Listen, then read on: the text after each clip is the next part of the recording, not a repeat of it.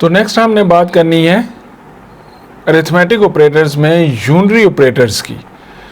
Unary operator आपको नज़र आ रहे होंगे, दो तरह के दिए गए हैं। एक में डबल प्लस साइन दिया गया है जिसको हम इंक्रीमेंट ऑपरेटर या इंक्रीमेंटर कहते हैं, और एक डबल माइनस साइन दिया गया है जिसको हम डिक्रीमेंट ऑपरेटर या डिक्रीमेंटर कहते हैं।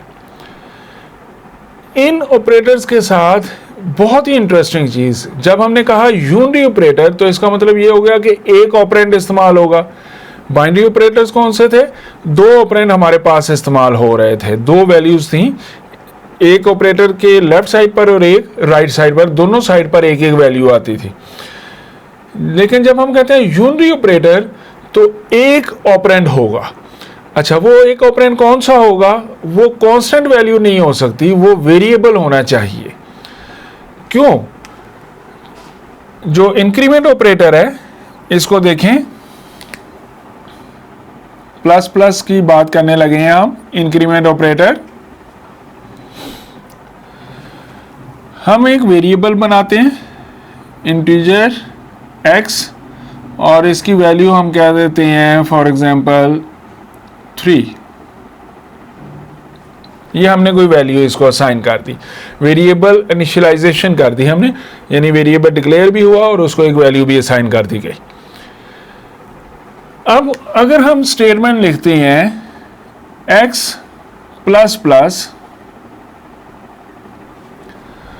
तो ये x वेरिएबल में 1 का इंक्रीमेंट करेगा। अगेन मैं रिपीट करता हूं, इन ऑपरेटर्स ये यूनरी ऑपरेटर हैं, एक ऑपरेंड इस्तेमाल होगा, लेकिन वो एक ऑपरेंड वेरिएबल होना चाहिए, वो कांस्टेंट वैल्यू नहीं हो सकती।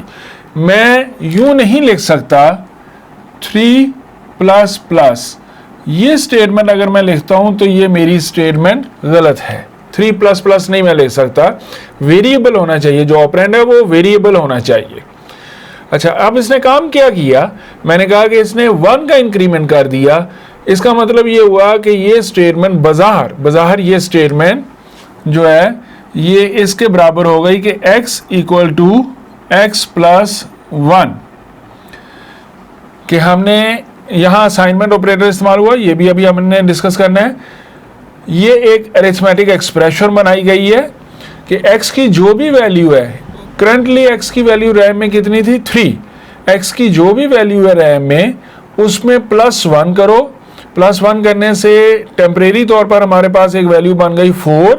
वो वैल्यू उस वेरिएबल को असाइन कर दो। किस वेरिएबल को असाइन कर दो? x को असाइन कर दो। पहले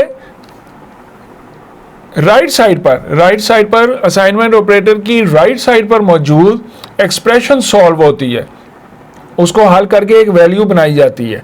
तो x प्लस 1 पहले ये सॉल्व हुआ, x की करंट वैल्यू थी हमारे पास 3 प्लस 1 4 हो गया, वैल्यू 4 टेम्परेरी हमारे पास बनी हुई है जो रजिस्टर्स में अभी, वो वैल्यू हमने असाइन करनी है। असाइनमेंट ऑपरेटर यूज हुआ, असाइन करनी है। किसको असाइन करनी है? x को ही असाइन करनी है।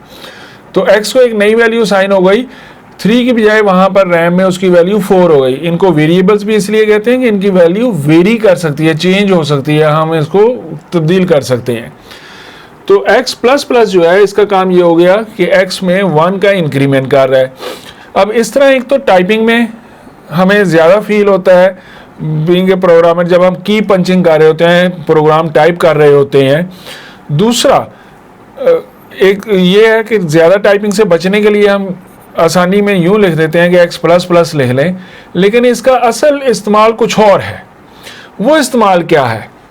मैं x के साथ एक वेरिएबल और बना जी, एक वेरिएबल हमारे पास बना हुआ है x जिसकी वैल्यू है 3, और एक वेरिएबल हम इंटीजर और बनाते हैं जिसकी वैल्यू कोई भी नहीं है अभी, गार्बेज वैल्यू उसको बोलते हैं। नॉर्मली ये 0 होती है ऑटोमेटिकली, लेकिन जब हमने कोई वैल्यू असाइन नहीं की तो इसको गार्बेज वैल्यू कहते हैं।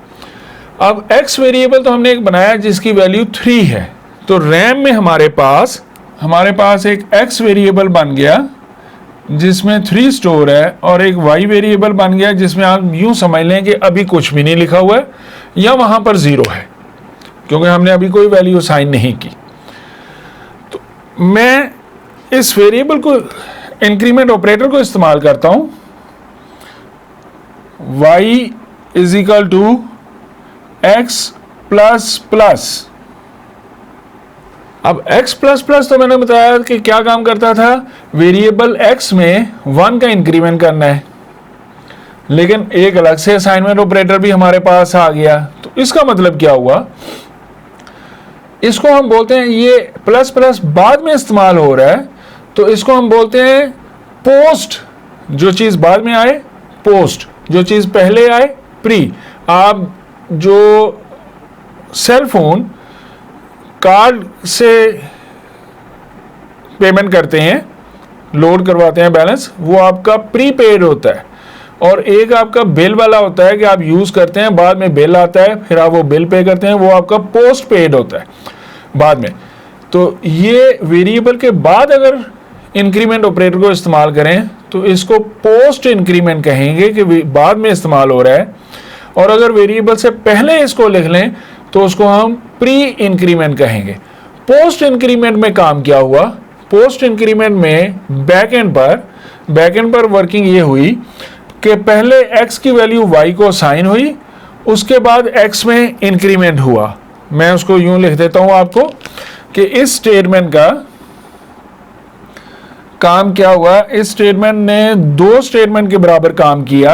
एक ये काम किया कि पहले y को वैल्यू असाइन की जो वेरिएबल x में मौजूद थी, तो वेरिएबल x में क्या वैल्यू मौजूद थी 3, वो इसने असाइन कर दी वेरिएबल y को। उसके बाद पोस्ट इंक्रीमेंट, उसके बाद x में इंक्रीमेंट कर दिया, यानी फिर इसने ये काम भी किया कि x equal to x plus 1, ये काम भी किया।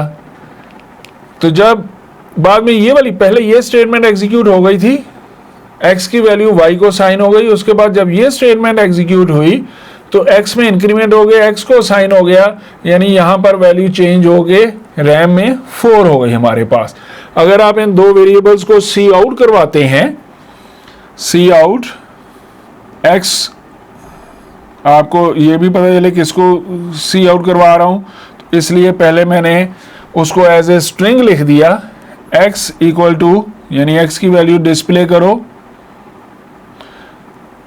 जो स्ट्रिंग में लिखा है ये एज सच डिस्प्ले होगा, उसके बाद x वेरिएबल की वैल्यू डिस्प्ले होगी, और उसके बाद हम कह देते हैं एंड लाइन, और फिर एक स्टेटमेंट यूज करते हैं हम सी आउट। यहां पर हम बताते हैं स्क्रीन पर कि y की वैल्यू डिस्प्ले करने जा रहे हैं हम, ये y की वैल्यू डिस्प्ले की हमने, और एंड लाइन। तो इसको आप चेक करें, आपके पास रिजल्ट्स क्या आते हैं। तो x की वैल्यू हमारे पास 4 हो चुकी हुई थी, रैम में 4 डिस्प्ले होगा, और y की वैल्यू 3 डिस्प्ले होगी। यानी पहले x की वैल्यू y को असाइन हुई थी, x की वैल्यू 3 थी, पहले वो वैल्यू y को असाइन हुई थी, बाद में x में इंक्रीमेंट हुआ था। दूसरा इसका तरीका क्या है, दूसरे को हम बोलते हैं प्री इंक्रीमेंट। प्री इंक्रीमेंट में क्या होगा, प्री इंक्रीमेंट में ये प्लस प्लस साइन जो है वो वेरिएबल से पहले यूज होगा, उसको चेक करते हैं।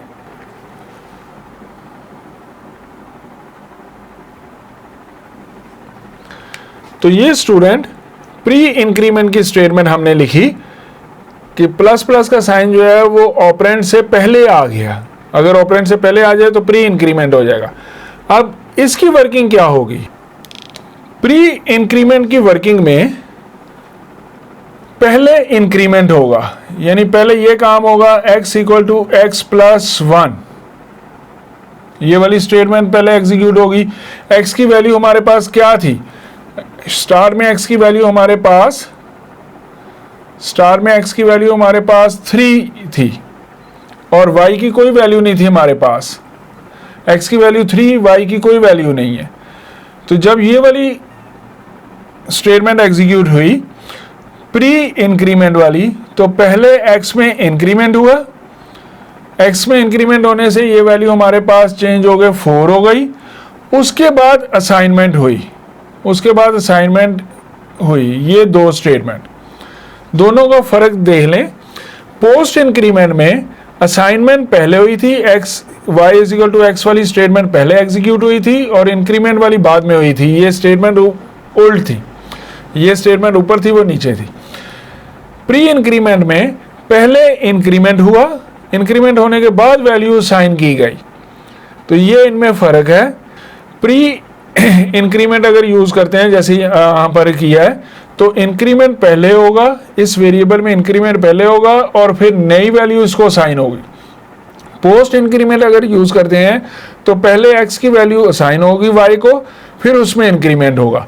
तो ये दोनों तरह से प्रोग्राम रन करके देखें। इसमें आप डिक्रीमेंट ऑपरेटर यानी माइनस वाला उसको भी इस्तेमाल करके देख सकते हैं, और इसको सी आउट की स्टेटमेंट के साथ भी आप चेक कर सकते हैं मुख्तलिफ। तो ये देखते हैं, आप देखिएगा इसको मुख्तलिफ स्टेटमेंट्स के साथ प्रैक्टिस करके। मैं कुछ सी आउट की स्टेटमेंट्स भी आपको राइट डाउन करके देता हूँ यहाँ पर। तो हम सी आउट की स्टेटमेंट्स के साथ भी इंक्रीमेंट या डिक्रीमेंट ऑपरेटर को यूज़ करके देखते हैं, यूनरी ऑपरेटर को। अभी इनमें से सिर्फ इंक्रीमेंट की प्रैक्टिस हम कर लेते हैं, डिक्रीमेंट की आप खुद कर लीजिएगा। सी आउट स्टेटमेंट्स के साथ देखते हैं इसको। हमने एक वेरिएबल डिक्लेरेशन की और उसको वैल्यू साइन की, 3 इनिशियल वैल्यू साइन की। मैं स्टेटमेंट लिखता हूँ सी आउट एक्स प्लस प्लस। इसका काम क्या हुआ होगा, x की वेरिएबल में वैल्यू हमारे पास कितनी है, यहां पर मैं वेरिएबल बना लेता हूं। ये x वेरिएबल रैम में हमारे पास बना हुआ। जब हमने वेरिएबल डिक्लेरेशन की तो इसमें वैल्यू हमारे पास क्या थी, 3। जब ये स्टेटमेंट यूज की हमने सी आउट की, तो x के साथ हमने पोस्ट इंक्रीमेंट का यूज किया। पोस्ट इंक्रीमेंट का मतलब ये है कि इंक्रीमेंट का काम बाद में होगा। सी आउट में जो वैल्यू यूज होनी है वो पहले उसको मिल जाएगी और इंक्रीमेंट बाद में होगा। तो वैल्यू थी हमारे पास 3, सी आउट में पहले 3 यूज हो गई वैल्यू, सी आउट इसने 3 किया, सी आउट 3 कर दिया और x की वैल्यू बाद में चेंज कर दी। x की वैल्यू क्या हो गई, 4। सी आउट की स्टेटमेंट पहले यूज हुई, x की करंट वैल्यू थी 3, वो सी आउट हो गई और बाद में इंक्रीमेंट हुआ। पोस्ट इंक्रीमेंट हम कर रहे हैं, तो आपको सी आउट में 3 मिलेगा। ये डबल लाइन के साथ जो मैंने यहाँ पर लिख दिया, ये आप प्रोग्राम में भी लिख सकते हैं, इसको कमेंट्स कहते हैं। ये हम नेक्स्ट लेक्चर में भी डिस्कस करेंगे कमेंट्स कैसे होते हैं। फिर मैं सी आउट की स्टेटमेंट एक और लिखता हूँ, सी आउट जस्ट x लिखा हमने, x की वैल्यू डिस्प्ले करो। तो x की इनिशियल वैल्यू तो 3 थी, लेकिन जब ये स्टेटमेंट एग्जीक्यूट हुई तो इसने 3 डिस्प्ले करने के बाद x में इंक्रीमेंट कर दिया था। तो अब x की जो नई वैल्यू बन चुकी हुई है रैम में वो 4 बन चुकी हुई है। तो यहाँ पर x की वैल्यू कौन सी डिस्प्ले होनी चाहिए, ये x की वैल्यू हमारे पास डिस्प्ले होनी चाहिए 4। ये था पोस्ट इंक्रीमेंट के साथ। प्री इंक्रीमेंट के साथ देखते हैं, अब वैल्यू 4 हो चुकी हुई है रैम में हमारे पास, याद रखिए सी आउट प्लस प्लस एक्स। हमने प्री इंक्रीमेंट को अब यूज किया। तो प्री इंक्रीमेंट यानी सी आउट का काम होने से पहले इंक्रीमेंट होना चाहिए। तो वैल्यू हमारे पास 4 हो चुकी थी, पहले इंक्रीमेंट हुआ, इंक्रीमेंट होके रैम में वैल्यू हो गई 5 और फिर सी आउट हुआ। तो अब सी आउट में हमें क्या वैल्यू मिली, सी आउट में हमें वैल्यू मिली 5। आप सिर्फ x को आप डिस्प्ले करवा के देखेंगे, x की करंट वैल्यू क्या है हमारे पास, अब सी आउट x। तो x की करंट वैल्यू जो है हमारे पास वो भी 5 ही है अब, क्योंकि पहले इंक्रीमेंट हुआ था 5 हो गई थी, फिर सी आउट हुआ था। तो x की वैल्यू करंट हमारे पास 5 है, तो ये वाली स्टेटमेंट भी हमें 5 डिस्प्ले करेगी। तो स्टूडेंट्स इसको भी करके देखें। आज के लेक्चर में हमने यूनिटी ऑपरेटर्स में इंक्रीमेंट और डिक्रीमेंट का देखा, और फर्दर इंक्रीमेंट डिक्रीमेंट ऑपरेटर में pre increment, post increment, decrement में भी इसी तरह pre increment, pre decrement, post decrement ये इस्तेमाल होते हैं। तो इंशाल्लाह नेक्स्ट लेक्चर में हम कुछ बाकी ऑपरेटर्स के मतलब भी अवेयरनेस लेंगे। Thank you.